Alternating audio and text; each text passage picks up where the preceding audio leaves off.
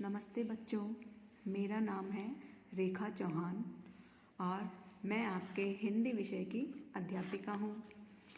कक्षा 7 में हिंदी विषय में व्याकरण जो भाग है उसमें आज हम पढ़ेंगे पाठ 1। पाठ 1 का नाम है भाषा विचार, हिंदी भाषा और व्याकरण। तो बच्चों, पाठ शुरू करते हैं। अध्यापिका कक्षा में बच्चों को एक प्रेरक प्रसंग मतलब कि एक अच्छी ज्ञानवर्धक कहानी सुना रही थी। बच्चों, बात उन दिनों की है जब स्वामी विवेकानंद विश्व धर्म संसद में भाग लेने के लिए अमेरिका गए थे। एक दिन कुछ युवक उनकी भारतीय वेशभूषा को देखकर उनका उपहास उड़ाने लगे। वेशभूषा होता है पहनावा।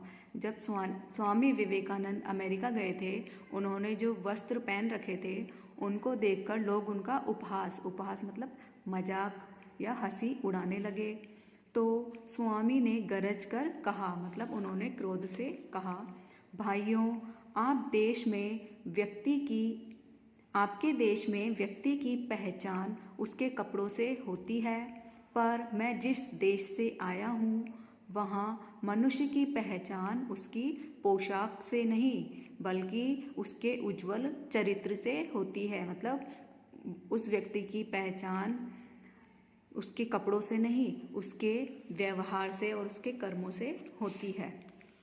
स्वामी जी की बात सुनकर वे युवक निरुत्तर हो गए और उन्होंने स्वामी जी से क्षमा मांगी। निरुत्तर होना मतलब कोई भी जवाब न दे पाना। रेवा ने अध्यापिका द्वारा कहे प्रसंग को अच्छी तरह सुना और फिर समझा। घर जाकर उसने अपनी माता जी को यह प्रसंग बोलकर सुनाया। माँ ने स्वामी जी के विषय में और अधिक जानने के लिए उसे विवेकानंद चरित्र पढ़ने को दी, एक पुस्तक पढ़ने के लिए कहा। अगले दिन उसने पुस्तकालय से विवेकानंद चरित्र पुस्तक ली और पढ़ी। पुस्तक पढ़कर स्वामी जी के जीवन के कई प्रेरणादायी प्रसंगों की जानकारी प्राप्त की। फिर परियोजना कार्य के अंतर्गत विवेकानंद युवाओं के प्रेरणा स्रोत के नाम से एक निबंध लिखा। भाषा के समुचित ज्ञान के बिना यह संभव नहीं होता। तो जब उस बालिका ने प्रसंग सुना अपने अध्यापिका से, फिर पुस्तक पढ़ी और उसको लिखा, तो ये सब वह किस वजह से कर पाई? भाषा के समुचित ज्ञान से। भाषा शब्द भाष धातु से बना है, जिसका अर्थ है वाणी या बोलना। जब हम बोलते हैं तो कुछ ध्वनियाँ हमारे मुंह से निकलती है। ध्वनियाँ मतलब जो आवाज़ निकलती है उसे बोलते हैं ध्वनि। बोलकर हम अपनी बात दूसरों तक पहुंचाते हैं। जैसे अध्यापिका जी ने बोलकर अपनी बात विद्यार्थियों तक पहुंचाई। रेवा ने अध्यापिका जी की बात सुनकर समझा और फिर बोलकर अपनी माताजी को बताया। माताजी ने और अधिक जानकारी लेने के लिए पुस्तक पढ़ने की सलाह दी। रेवा ने पढ़कर जानकारी प्राप्त की और फिर प्राप्त जानकारी को लिखकर परियोजना कार्य किया। तो सुनना, बोलना, पढ़ना और लिखना ये भाषाई कौशल है, मतलब कि ये भाषा की जानकारी है जिनकी सहायता से किसी भाषा में कुशलता का अर्थ होता है प्रवीणता पाई जा सकती है। तो बच्चों, अभी हमने समझा कि कोई भी मनुष्य होता है वह भाषा में कुशलता पा सकता है यदि वह ध्वनियों को सही से सुने, बोले, पढ़े और लिखे, तो उसे भाषाई जो कौशल है वो उसका बढ़ जाता है और उसमें कुशलता और प्रवीणता आ जाती है। आगे हम पढ़ेंगे भाषा के बारे में।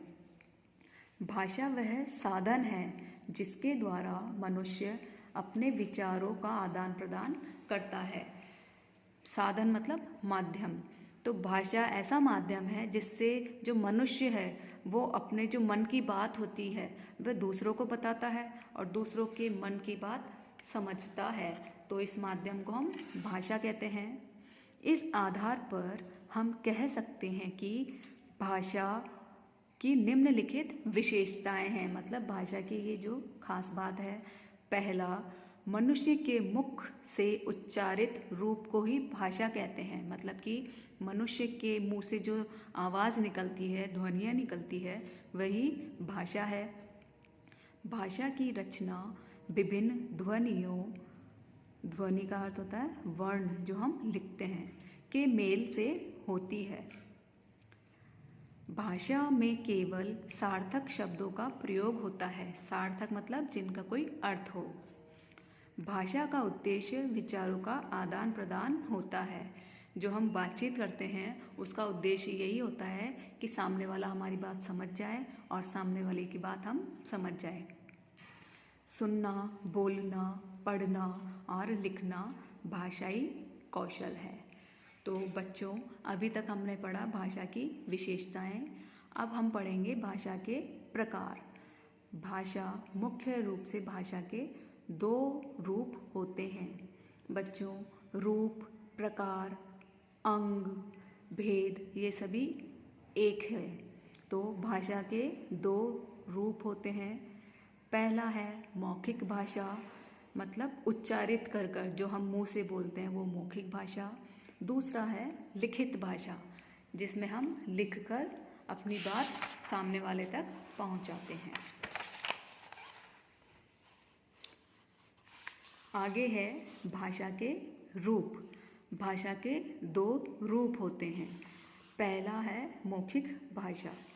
भाषा का वह रूप है जिसमें एक व्यक्ति बोलकर विचार प्रकट करता है और दूसरा व्यक्ति सुनकर उसे समझता है।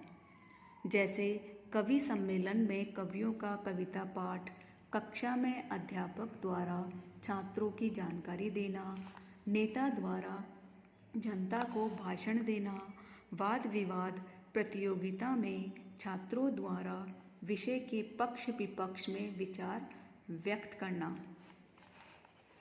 और मोबाइल पर बात करना आदि।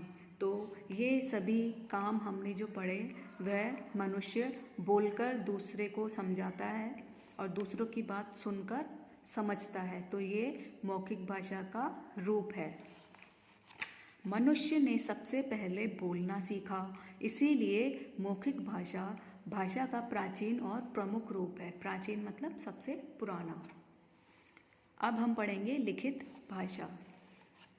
लिखित भाषा भाषा का वह रूप है जिसमें एक व्यक्ति अपने विचारों मतलब भावों को लिखकर प्रकट करता है और दूसरा व्यक्ति उसको पढ़कर उसकी बात को समझता है। बच्चों, यहाँ पर बोलकर लिखा हुआ है तो वो गलत है, उसकी जगह आएगा पढ़कर। जैसे छात्रों द्वारा परीक्षा में प्रश्नों के उत्तर देना, पत्र लिखना, पत्र पत्रिकाओं पुस्तकों द्वारा लेखकों के विचारों को जानना, विद्यालय के सूचना पट पर सूचना लिखना, आज के समाचार सुविचार लिखना आदि। तो बच्चों, ये सभी लिखित भाषा के काम हैं।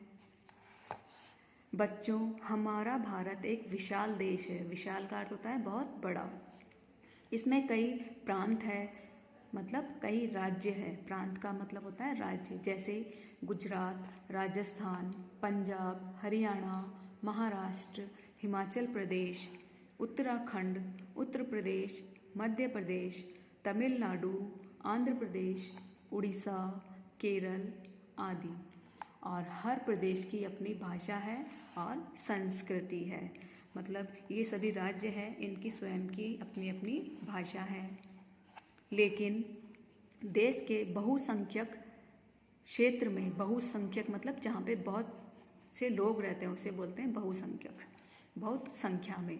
लेकिन देश के बहुसंख्यक क्षेत्र में हिंदी बोली और समझी जाती है। मतलब कि जो हमारा देश है उसमें ज़्यादा लोग ऐसे हैं जो हिंदी को बोलते हैं और उसको समझ भी सकते हैं। विशाल भूभाग की भाषा होने के कारण हिंदी भाषा के अंतर्गत अनेक उपभाषाएं और बोलियां आ गई है।